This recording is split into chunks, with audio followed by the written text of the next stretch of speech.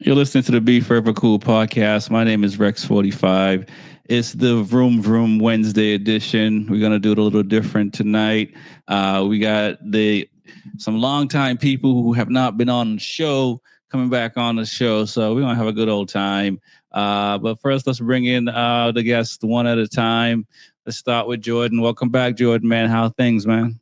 Oh, things are going good, man. Can't complain. Can't complain at all. I mean, if you can't complain, you're living life above ground. That's a good thing. God bless. Right, but you get to listen or watch motorcycle racing. So it's not all bad. Even if all of the rest of the world is chaos, you got motorcycle racing to watch, and at least you get to smile some weekends. Yes, yes. And you know, some weekends we can smile bigger than other weekends, but we'll get to that later on. Oh, no doubt, no doubt, no doubt. But we're gonna keep the lineup going. This guy keeps tapping in and out. Smitty, what's good, man? What's going on? What's going on, man? Finally back online. Been a little hiatus. Been busy, just working, raising kids, racing, riding bikes, fixing stuff. That's it, man. So I'm back for a little bit. Well, it's nice to have you back, and I'm pretty sure you found some time now that Marquez has won, and I know you got a lot to get off your chest. Probably more like I told you so, I told you so, I told you so. But yeah, it's day one, but you ain't believe me, so it is what it is. I still don't believe it. I'm in denial. Yeah. We're gonna keep it moving. Bobby Shakes, welcome back as well. I mean, it's like, did y'all get got picked up by ice and it's just you got out? What's good, man? Yeah, I mean, ice did a huge sweep, grabbed all of us, put us through the shifter, and I fell through one of the cracks. So now I'm back. It's been unbelievable. Listen, we're gonna hear more about it, man. So it's gonna be a good show. Welcome back, fellas. Yeah, I don't even know where to start, so I'm just gonna kind of throw it out there. We'll start with Jordan and get caught up. Let's kind of have you do a quick recap of the MotoGP season, the things that you might have wanted to say earlier if you were able to come on the show, because you definitely were checking out our post and commenting and stuff like that. So we kept the conversation going. But what are your thoughts on how the season panned out? And I see you got your Yamaha shirt on. So is that because of V4 or just Team Yamaha? These two guys. Oh, it's actually definitely Yamaha. I'm not mad about the V4. I'm kind of mad we didn't go to the V4 earlier, but obviously they had to do some testing, they had to do some more testing, had to do some qualifications, had to go through FIM, had to get homologated, had to go through all the rigor rumors to making sure everything's, to spec, even though we're changing complete motorcycles in the next year and a half. It's kind of like, okay, but, we want to make sure that this bike is going to be top tier for the next 3 rounds. Needless to say above that, we all said it from USA, that Marquez is pretty much going to win the championship, which he did, and I would almost say spectacular form with 3 rounds left to go, or actually 2 rounds now that left to go. He clinched it up. Oh, we have 4, with the sprints 2, and all 4, 1, stuff. Yeah. A lot of numbers. Don't matter. We knew he was going to win. We knew a Ducati was going to win it regardless. So yes, the season is going off pretty well. Congratulations to all of the champions that are all through FIM, whether it's Moto America, MotoGP, Moto3. We're not going to do any spoilers right about now. If you haven't seen the season, I don't want to do any spoilers, but the season was really good, and it's still going off for Moto2. So we want to see who goes off for fourth, fifth, third, and second for MotoGP, and then we still got to crown a championship for Moto2. So we still got a lot of more racing to go through, as well as up and coming with World Superbike. So I said a lot of stuff going on, a lot of moving and shaking. Not too many seats that's going to be available for MotoGP, even for Moto2, which Moto3 riders are trying to move up into. So like I said, we got a lot to talk about, a lot of stuff to cover. But yeah, I have been watching all the races, even though I haven't been, behind the scenes, or actually on the scene. I've been doing my thing behind the scene. So. No doubt. But you've been staying cool, so that's the best part about it all. Smitty, man, let's get your recap. I mean, I know you've done some recaps on your channel on YouTube and stuff like that. So I know you're in the game. You like you mentioned, you've been at the track and racing and stuff like that, which is a beautiful thing. But what are your thoughts on the season itself? And I know Marquez obviously won, but what about the other manufacturers and riders and stuff like that? So I have a couple of thoughts on the season, and not to rub it in, give you I told you so, but I'm saying one time, since week one, I told you so. However, it makes it for a weird experience. Yeah, like you go into the race weekend, you know who's gonna win. So it becomes kind of non-exciting almost, because it's like Marc Marquez, and then what's exciting is second through, after that. And I think now that he's hurt, sadly to say, it's gonna be a bit more exciting now, because now you have no clue who's gonna win. I'll say this: I disagree with that exciting part, because you know who's gonna win. It was still exciting. It was still exciting, and I'll leave it there. But continue. Well, okay. Tell you what, maybe non-exciting is the wrong word to use, but it was easy. It was easy to guess. Okay, Marquez, maybe Alex, then who else after that? Now, from this point on, the next couple races, it's a total dice roll. It could be Pecco, who has a great weekend in Japan, last race, and then a turbo weekend again this past weekend. It could be freaking Alex coming this time. It could be Bez. We have no clue at all who's going to win the next few races. Can I do a I told you so that Mark is going to destroy the bike, because the bike is starting to seem unrideable for some folks? It's not unrideable, man. Y'all, people just can't ride, man. Okay, all right. I mean, the same thing happened at Honda, so it's not unrideable at all, man. Okay, all right. Because that last Honda, now it was a bad bike, because even Mark couldn't ride. Mark couldn't win. So the bike was bad itself. Well, yeah, but the bike doesn't get bad in 1 year. Just keep that in mind. Next time, So, but we'll keep it moving. Let's get to Bobby Shakes. Shakes, welcome back, man. You are a non-really racer kind of guy, but you follow MotoGP and World Superbike, and you like the smell of gasoline, but you prefer something with apes going down the highway. Just the way you look. Hey, listen, I'm only in True Blue tonight only because I went to the Ducati shop. I bought I got a 5X Ducati shirt.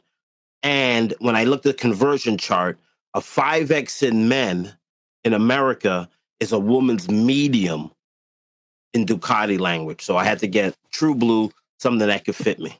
Sorry. So I look like I just came out of the paddock. I'm going to lie and say I did. I've been working on the V4 development while Jordan's been doing nothing. And just a quick little chemistry here. So this is a motorcycle, right? Nice and straight. You can see that. When you crash, you bend the motorcycle like so, right? Yeah. But now the motorcycle is no longer straight. It's bent, right? Every crash, something bends. This is just physics. So now the Ducati has become completely unrideable. The same thing that happened at Ducati with the same rider. Now, everybody wants to say, I told you so. But I'm the only man that said Ducati should have been 1 through 6. This has been the worst year for factory Ducati in the history of MotoGP. They should have been 1 through 6. I don't know where the hell they're finding. The Ducati guys don't let you get it out. Ducati coughed it up. I don't know where Bezzecchi came from. He shouldn't even be in the running. Bezzecchi is a stand-in for Aprilia. He's just a stand-in. He's only good for photo ops. He's actually not good for racing. And now he may take 3rd place. And I've been telling you all year that Bagnaia, Pecco, see you later. And look where we're at now. It should be 1 through 6 Ducati. We have the machine. Oh, And I also will say something that nobody. I listen to all you MotoGP clowns out there, and this is okay. the realest show on the internet. Talk about MotoGP. Everything that these panelists have said has come true, and I like to say the only bike that had the power for the Ducati has been KTM. You could go back to the first episode. You could go back to the pre-shows. You could watch behind the scenes. You could come join us on the Twitter group, the Twitch group, the Instagram group, all of the groups, and I've been saying that KTM has the power, and as the race is drawing near, and you can smell the buns. You got to smell the buns, right? You can finally smell the buns. Look where KTM is. Okay, they're fifth in the championship, and Aprilia's fourth in the championship. And you're absolutely right. Ducati did not get 1 through 6, but the factory guys are 1 and 3, and one of the satellite guys is 2. So I mean, you got to look at VR46 and Aldeguer. Aldeguer is a rookie, so for him to even be 8th is pretty impressive. I mean, he did win this past weekend, which is also impressive. Second youngest guy to win a race since Marc Marquez. Being the youngest. So I mean that's what racing is, right? And I also said that at the beginning of the year that since we're talking about what we said, that riders are gonna try to beat. They're gonna step their game up, and that's what we're seeing. We're seeing Bezzecchi do that from the beginning of the season to where he is now, because at the beginning of the season he was like Smitty say, if you're 15th, 14th or whatever, trying to get a new contract or get out of MotoGP, right. and Bez figured that out. You see Acosta, as much as he's crashing because he wants to win, he's figuring it out, but I think that's help of Vinales being able to help the KTM. So for fans of MotoGP, it's good to see other manufacturers in there, so it's not all Ducati 1 through 6. And trust me, I'm not going to complain about Ducati 1 through 6. No, I have to disagree with you and Smitty. Nobody likes the underdog. You only like the underdog when you're betting. Everybody loves dynasties. Everybody loves when the Celtics win 100. Everybody loves when the Lakers win 100. Everybody loves Michael Jordan back-to-back, the triple back, the back-to-back, the triple back. Everybody loves Golden State. Everybody loves the Patriots. Nobody loves surprises. Well, Shakes, I got nobody. Shakes, this is an individual sport like golf, like tennis.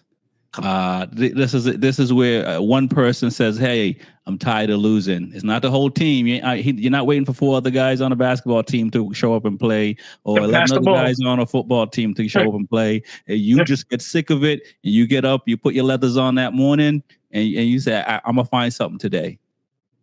Nobody likes that. This is what happened with motorcycle racing, Shakes. Nobody likes a surprise. People want to see dominance.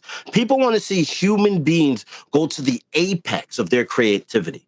Nobody wants to see KTM win anything. Nobody wants to see Honda. We want to see Ducati 1 through 6. We want to see an Take that shirt off.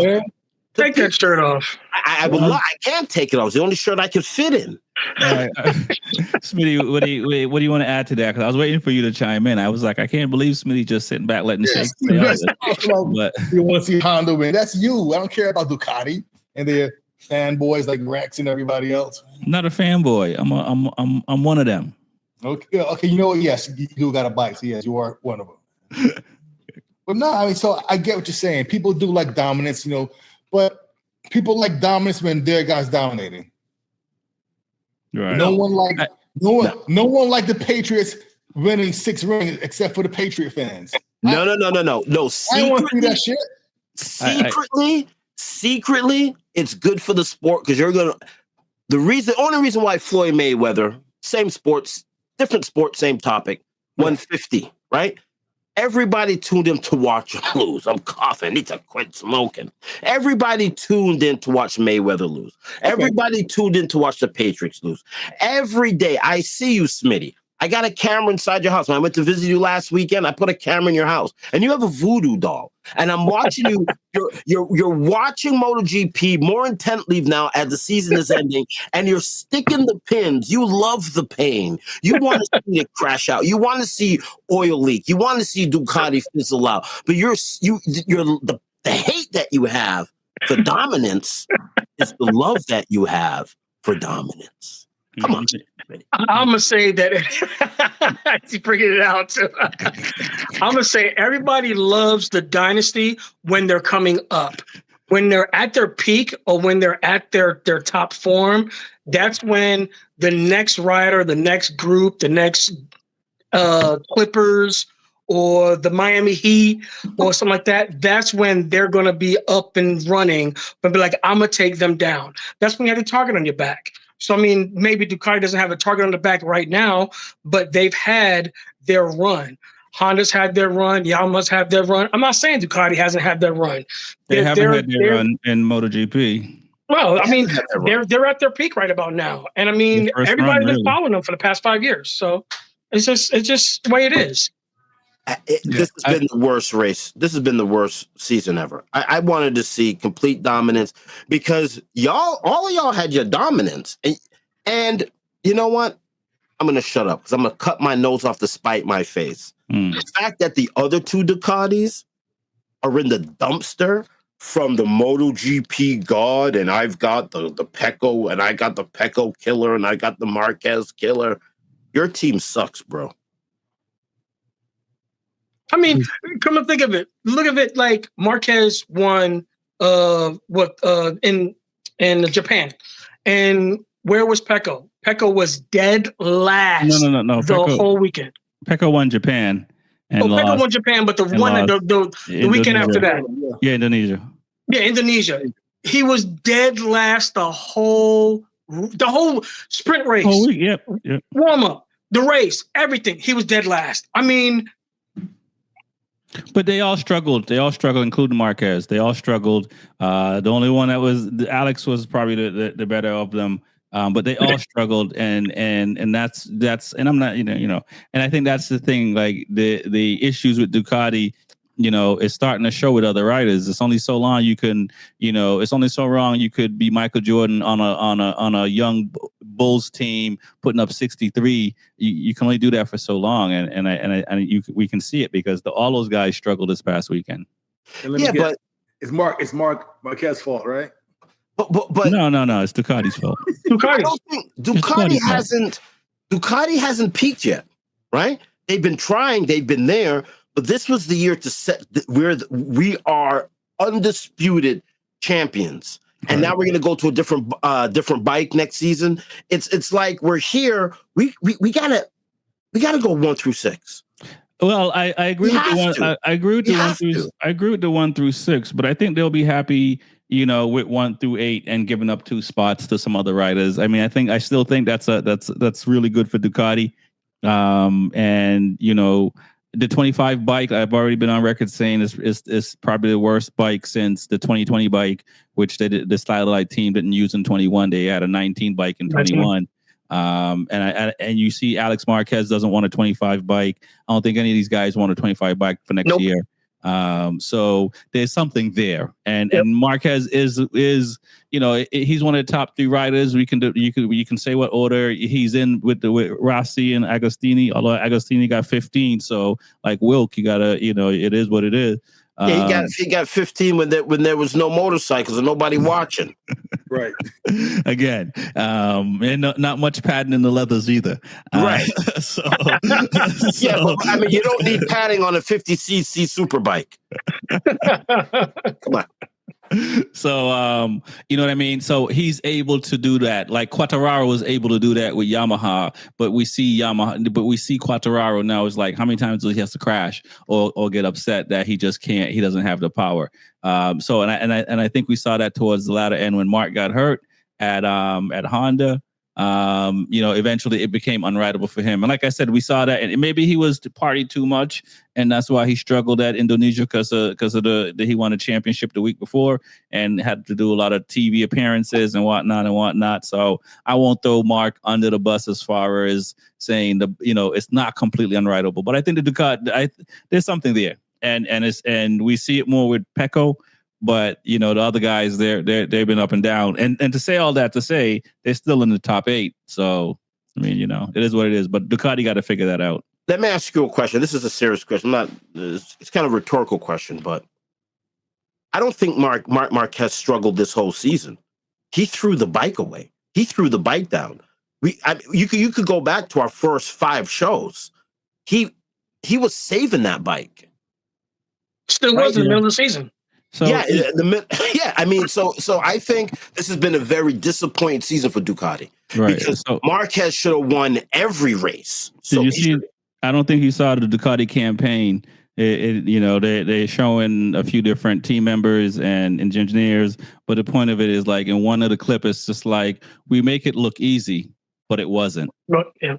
And so it's when you're more prepared than the rest of the paddock, doesn't mean it's easy. It just means you're more prepared. Hey, listen, man. Hey, listen. If I'm stroking that check, it's got to look easy, bud. It's got to look easy, and it's got to be easy. Because for me to come with those millions of dollars, Jordan, for me to give you millions of dollars, that's not easy, brother. It's a heavy pen. Yes, you were throwing that bike away in the beginning of the season. Right now, Marquez should have such a lead that he should get on the grid on a tricycle and race that. That's how far he should be ahead. He should have took the last. He should honestly be taking the last month off, because the 4 races that he dropped the bike and should have won. He is taking the last month off. No. It should have been complete dominance. Yeah. Dominance. Again, I mean, it doesn't work like that, and it didn't happen like that. Some other riders won, and so, but it was close. I mean, he has the highest score. He scored the highest points than any other rider in a season. He's broken a lot of records, for sure. He is hurt right now because he got taken out by Bezzecchi in the last round, and I think something with his shoulder. Got speared. So, he got speared. He got speared. Well, they had different lines, man. No. Lines. He got speared. Teammate? What's his teammate that's on April? What's his teammate? Who? Martin Bezzecchi to spare him. No. They were on different lines, and he was on different lines. He came in hot. And rear wheel wasn't even off the ground. He speared him. And well, he tried to keep it up himself, but nonetheless, Marquez had a long lap penalty in a sprint race because he punted somebody out the way. So let's you know what I'm saying? Like, that's why there's nothing, because, like, don't mean to laugh. Yeah. So it's Bezzecchi's not that kind of rider. Yeah. Right. And it's unfortunate because the Aprilia doesn't have a great start, and we're seeing him struggle with that as well. Maverick complained about it last year and stuff like that. Aleix complained about it, and we're seeing it. And if Morbidelli did something like that, I'd probably be like, all right, you know what I mean? But like Bez, it was a racing incident, and overzealous probably, because when you're pole position and you drop 5 positions or whatever, you try to make it up in turn 1. Yeah, you're trying. So, what are your thoughts, Smitty? Kamikaze. No, I mean, look, I think it was just like racing incident. You know what I'm saying? Got a little bit too hot. Like you said, did a little too much, but Bez, like you said, is not a dirty rider at all. And to add, to like piggyback on what you just said, not saying Frankie's dirty, but Frankie is kind of like erratic. So had it been him, Frankie, that's probably his riding style. He's been penalized a lot before, but Bez not. Bez is a clean, normal rider. So honest riding mistake, It sucks that it happened to get her, after you get the damn trophy in your hand, but right. No, it definitely does. It definitely does. What are you guys' thoughts on what Honda is doing? They've been looking really good lately. And the points don't show it, but I think them and Honda probably got the best bikes on the grid. They're slowly coming up. They're finally getting their stuff together. I don't know if they got a new mechanic or a new engineer, but they've been slowly progressing with grip. I remember a lot of times they was arguing a lot about with grip, and I believe it was not turning, but I think it was their corner exit, which they wasn't getting a lot of grip. They was getting, real good grip coming in, but coming out, it was just kind of just sliding too much for them.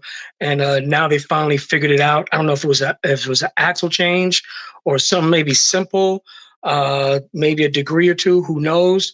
But I think they've actually found something to actually help them to solve that issue. And we'll see how the points end up right about now, because they're still 10th and sooner. So they still got some work to do, but hopefully, they can get it together and with some better finishes. Nice. Shakes, I see you shaking your head, man.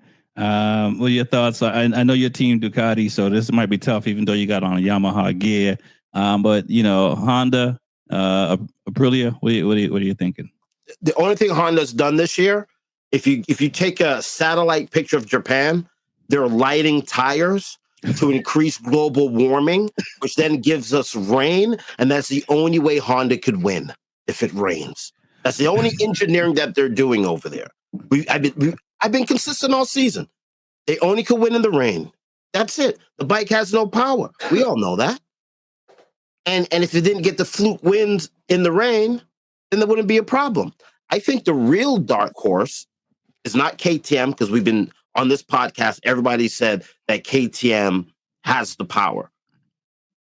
It's Aprilia. Nobody in their right mind thought this was going to happen. Nobody thought this in their right mind that this would happen. And the dude, and Bezzecchi, he's the only one outside of Alex that challenged Mark. Well, I mean, challenge running the guy off the road. That was the last round, but he did beat Mark. So yeah, bad day. I mean, bad day is what it is. The sun was in his eyes. A lot of conspiracy going on with that win. A win is a win, man. We can't. We're not gonna do that. The win is a win, no matter how you get it, because whether in a wet or not. Yes, that's what she said. Smitty, what are your thoughts, man, on Honda? You're a true Honda guy, Honda Red. What are your thoughts on how they're doing? Did you sit here and go, man, Mark should have stayed with Honda when he won the title and Mir was on the podium with him on a Honda? No, look, Mark had to make a business decision, honestly, man. It's safe in his mind. His safety was at risk. I need a safer bike he don't got to push as hard to win. So he left. No hard feelings there at all. However, it's good seeing Honda making progress. A couple rounds ago, I forgot what round, but they got some chassis upgrades, things like that. And they've been doing good since then. They've been a consistent, top 5 bike in the past few rounds. Right. So, are you happy with what Luca is doing? Because, I mean, these are guys you were mentioning, I am shocked. Because I'm like, this guy's getting by on some, on Rossi's name almost, But he seemed like it. Nah, he's his own man. Honestly, he's doing great. So Luca, he was top. He was 5th place the past race, and that's not bad at all, And let's say 5th, crash, and 7th. So it's not bad. Say it again. 5th, crash, and then 7th. Yeah, not bad, man. Not bad. So. Nice. All right, I'm looking forward. Let's talk about KTM. I know like Shake says, they got the power. They seem to be kind of somewhat a little bit all over the place. I mean, look, Acosta wants to win. I'm pretty sure it burns him that Aldeguer won a race before he did. And he's pissed. So I can't imagine that he's flipping over tables after that, and it's tough because we see it in the NBA where people want to win and they start looking at other teams and moving around and stuff like that. So, I know these riders, they give 100% until, they're out of that contract or whatever the case may be, but it gotta be tough for Acosta's going through right now because he's close. He's nipping at the podium. What are your thoughts, Jordan? I mean, the last one he got 2nd place with. So, I mean, they've been constantly making upgrades and constantly putting that package together. They've been doing it for a while. Not to say it's due, but it takes time to develop a bike, the power, the traction, the electronics, the geometry of it, the putting all that stuff together, getting a rider on there that can really push the limits without breaking the bike or without crashing. So I mean, it's really good that you got Pedro Costa getting second, and then besides Aldeguer getting the win, they've been making a lot of progress, and mostly with that KTM power that a couple of years ago people said that Ducati couldn't handle, couldn't manage. Now KTM, once they've been doing their homework to actually be able to put that power down eloquently and be able to manage that power, and doesn't take them 3 or 4 or 5 seasons to have that same power, but to get everything else in line, I think they're going to be really good in the next year. Even though, like I said, we're going to 880. That's another stupid story. We won't go down that rabbit hole, but I mean, they're making strides, and if they can keep everything together, they're pretty good right about now. 11th and was 11th and 15th. In the championship, 11th and 16th, 11th and 16th. Yeah. So I mean, not too bad, but they could have done a little bit better. But like I said, rider mistakes, crash 11th, you crashed again. It's like you gotta be consistent to develop more. Right. And if they can do that, then I think they'll be all right. I agree, Smitty. It looks like KTM is struggling with grip in the later stages of races. That's where they seem to kind of struggle. In the beginning of the races, they seem like they can push, but it seems like it's grip, whether rear grip. It looked like the crashes that Pedro have, it is like usually low side, so corner and grip. They got all that power, but they're still kind of struggling. I mean, it's probably something very simple, or maybe it's too much power, and they haven't figured out how to control that power, and it's just eating up the tires. What are your thoughts? I don't know. So I'm no engineer, but I think having too much power, it's easy to tune it down than is to have too little power and try to find more. So I don't think that's the problem, honestly.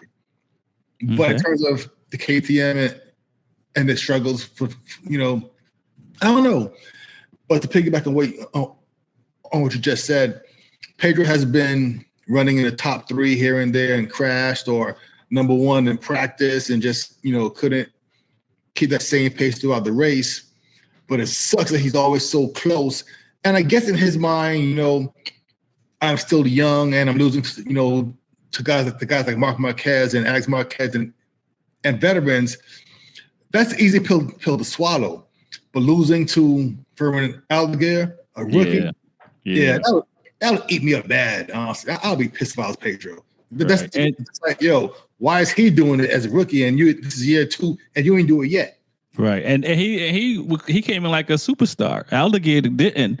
Right, like Acosta was, Moto 3, Moto 2 coming in like he was the business. So he was the next Rossi Marquez, supposedly. You know what I'm saying?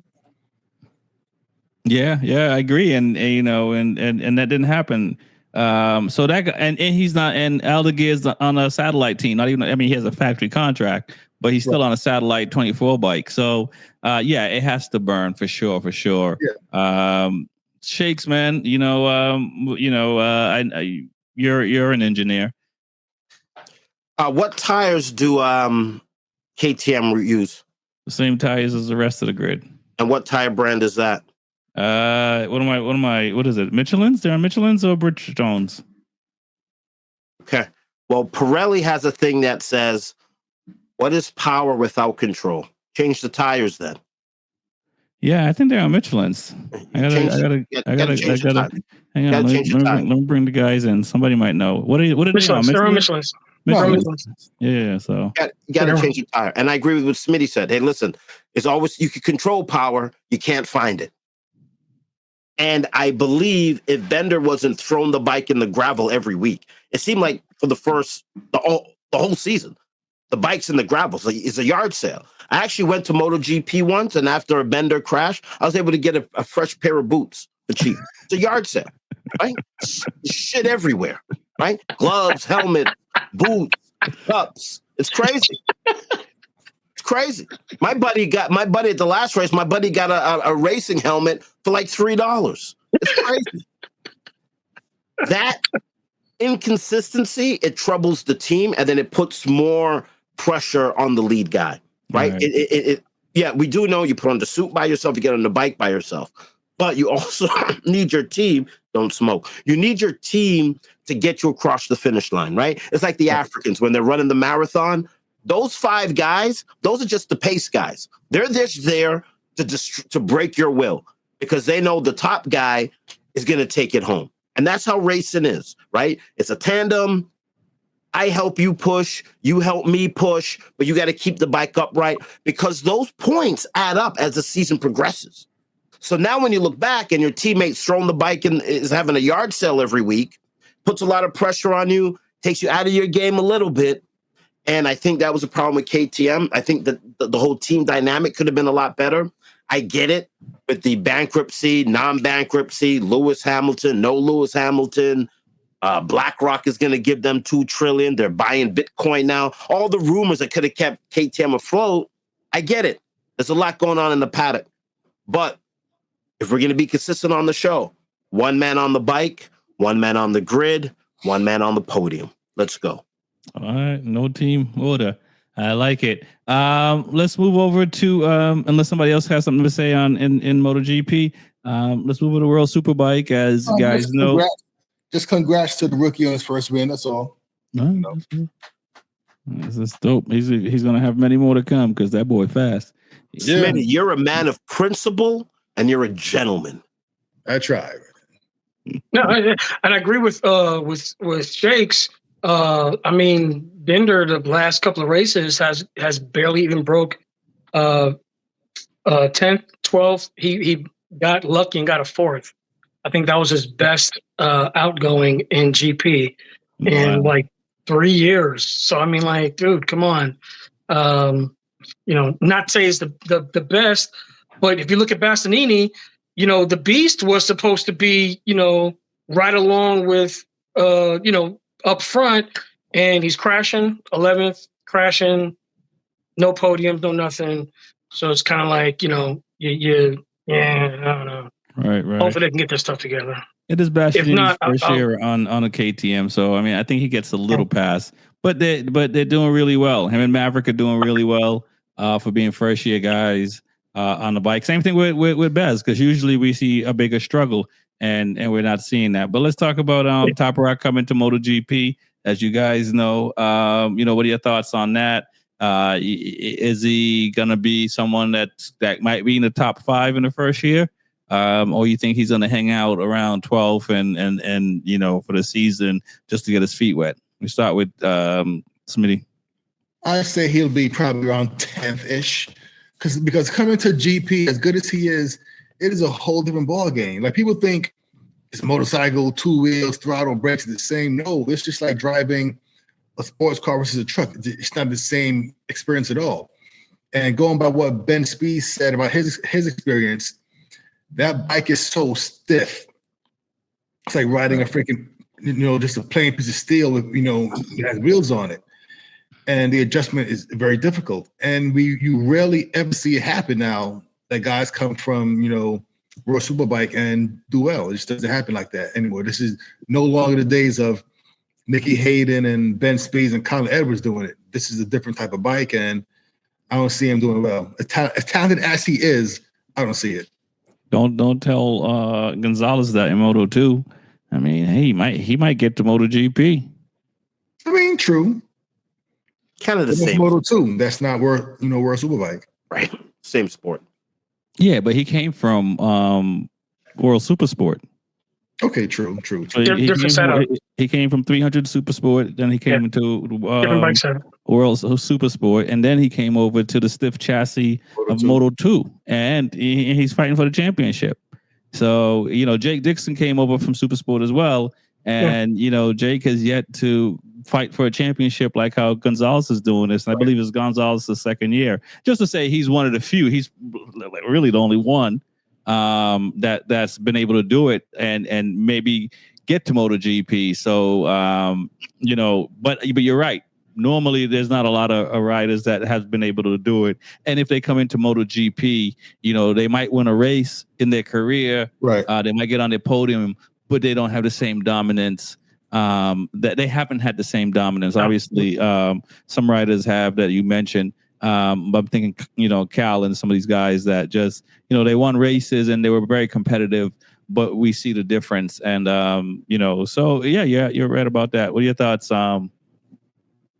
Jordan?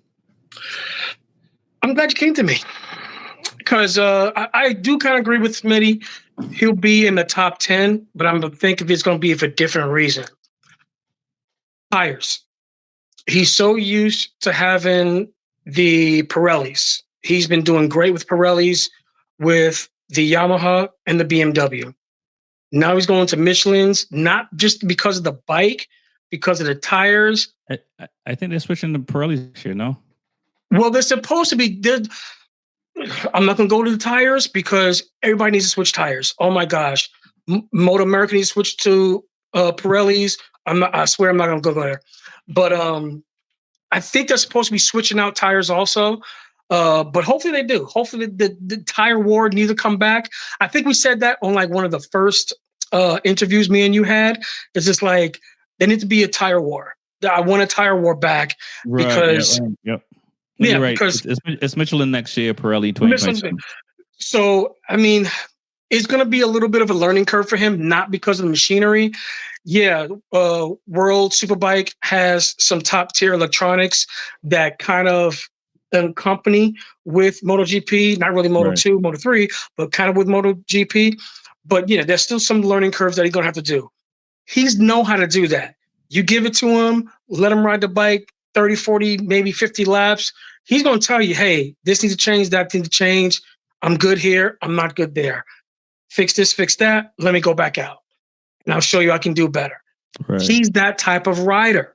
Yeah, I mentioned something about Matt Mladen a couple of years ago that he can ride the bike, tell you what you need to do to it so that he can do the lap times he wants to do.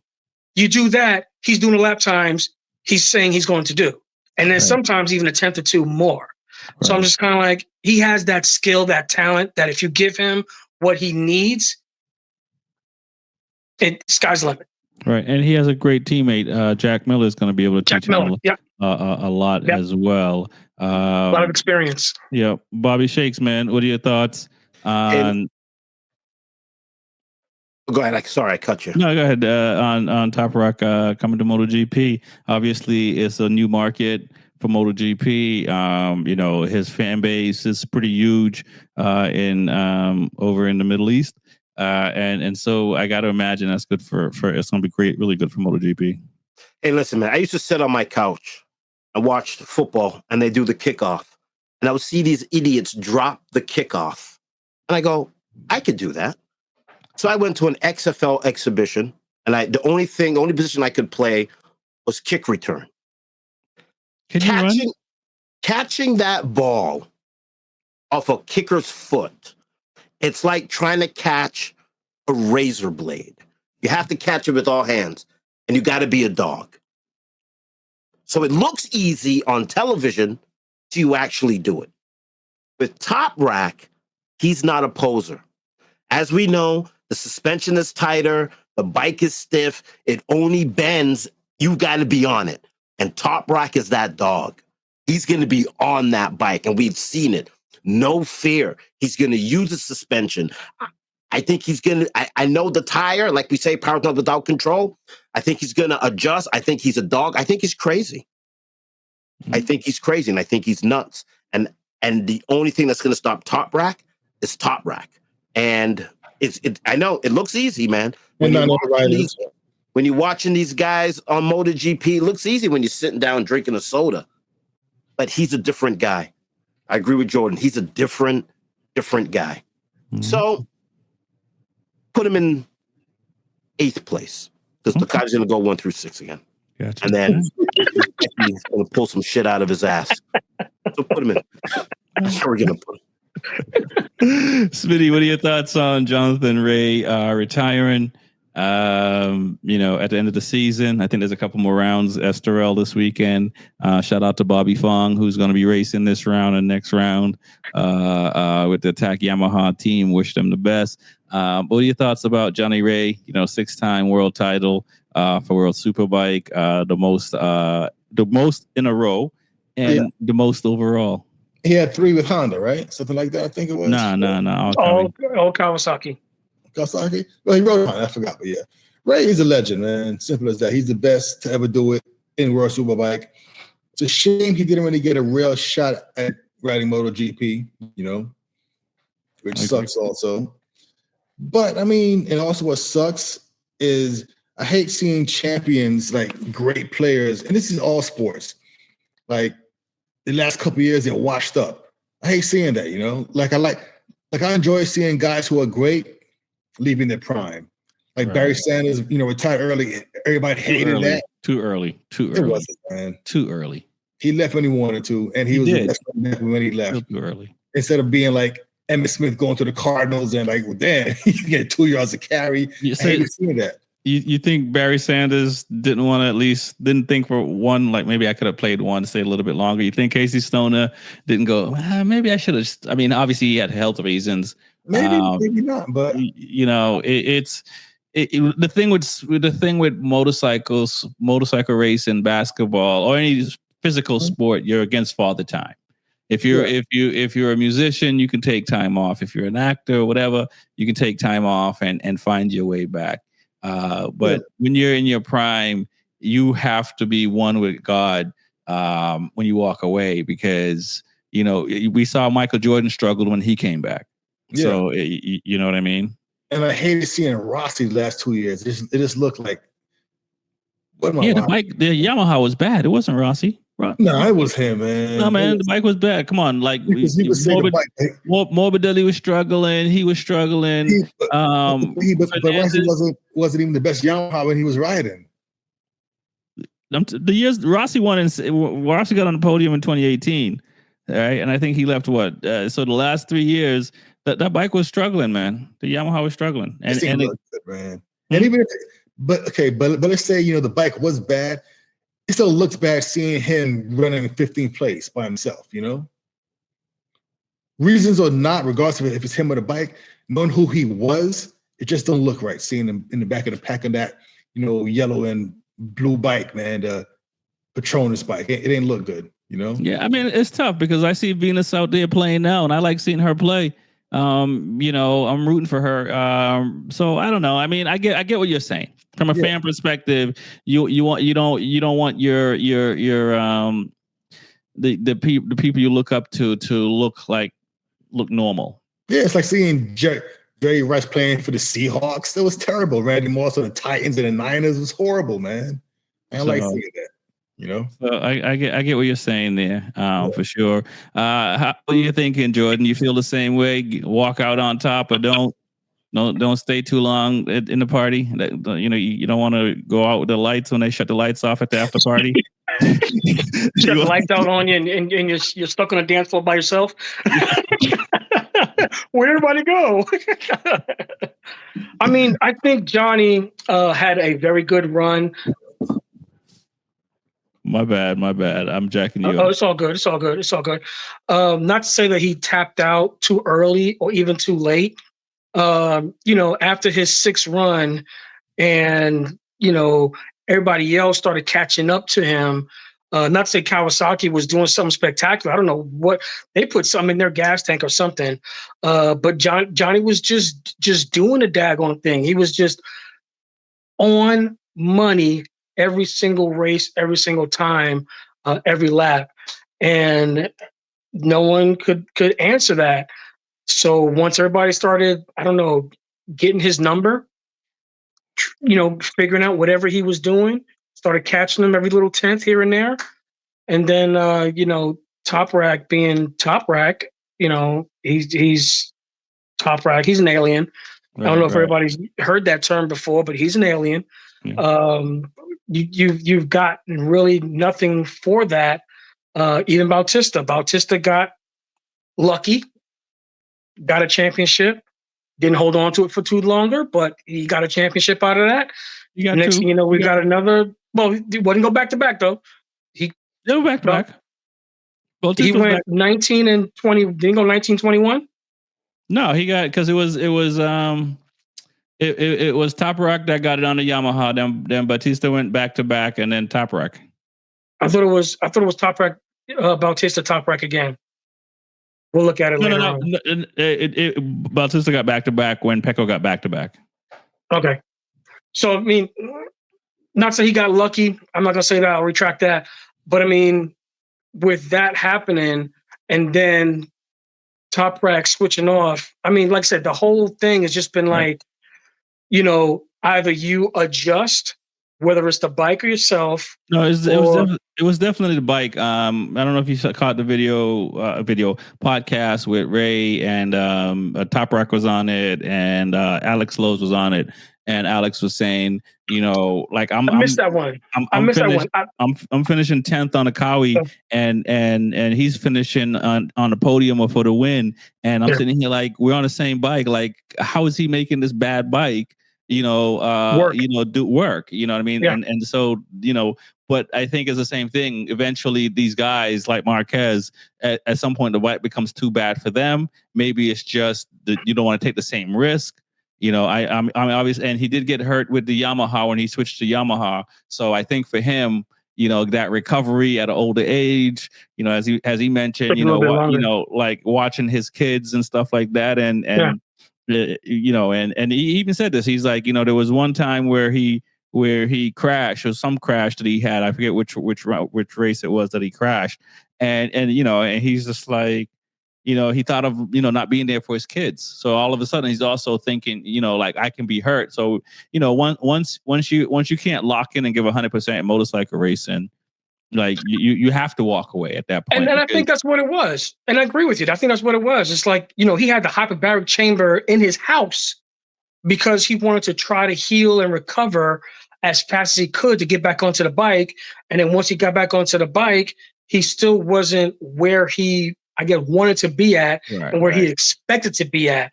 And it's kind of like, okay, I'm going to give him my best. I'm going to give him my best shot because I want to give the best to my fans, to my family, to the sport. He's very sport conscious of World Superbike and everybody in it. So once that happens, it's kind of like, I got to tap out. Right. And that's pretty much what he did. So, I mean, not to say he didn't give 100%. He gave 120% to the sport. And, I wish him best of luck. And hopefully he does a whole bunch of coaching to the Yamaha group. Because I believe that's what he's getting a contract for right about now. Okay. I saw him doing something with the USA Yamaha school here. I don't want to say their name because they're not going to get any monetization from us. So, but he's been doing some coaching with stuff with them. So who knows? We may see him here on the West Coast. I believe he actually has a Airbnb or a house here in California. So I think he tapped out in the perfect time. Yeah, and he also said he didn't want like Smitty, wanting to see the top guys go out. He wasn't comfortable sitting around 10th or 11th. He's like, if I'm not fighting for the podium, I don't want to be out here. Time to check out. Exactly. So there is that as well. Bobby Shakes, man. I know who Jonathan Ray is. Made Kawi a lot of money, for sure. Because everybody wants a Kawi. 1,000 like the ZX10R.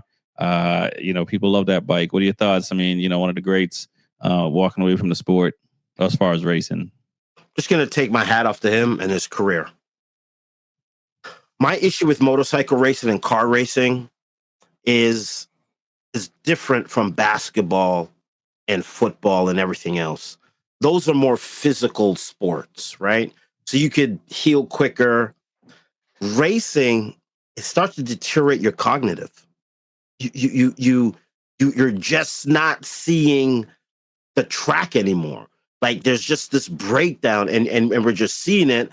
And I think once the cognitive starts to break down, once the brain starts breaking down, the G forces, people don't understand that part of racing is the nasty part about racing, right? When you're seeing Hamilton in the F1 car, it's like he has a disease now. Like he can't you lose it over time more quickly than other sport.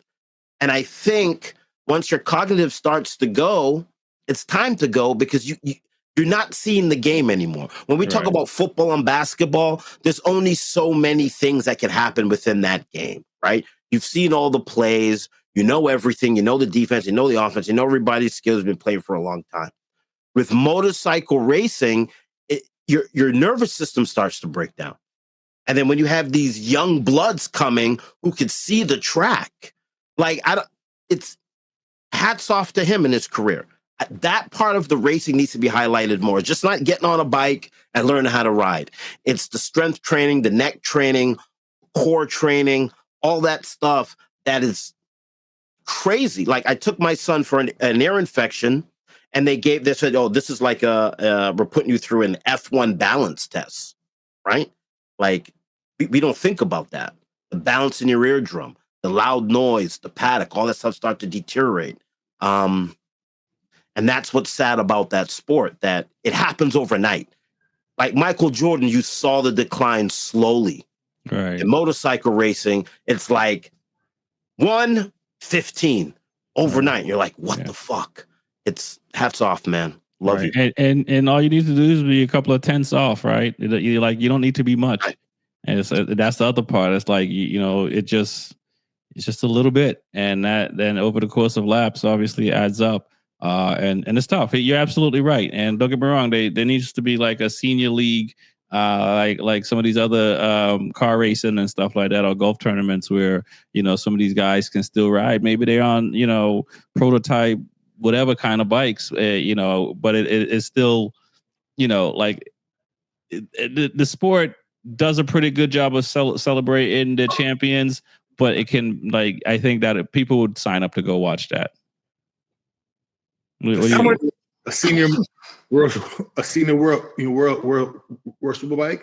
Yeah, I mean, because you look at they got the seniors TT, right? TT. Yeah. So they're not slow just because it's called senior, right? You know what I'm saying? So and at least some of these guys can ride around the age, so everybody will be kind of at the same speed, so to speak, right? And still, you get to still see these. Like it'd be nice to see Casey race, right? I don't know if he'd want to, but it'd be nice to see him race, and some of these other guys, come out and race. That's a business pitch to Dubai. Dubai, we just pitched you something. I heard that Tom Brady's playing flag football in Dubai for about $1 trillion. I don't know if that's true or not. Maybe we could pitch Dubai to have a seniors cup.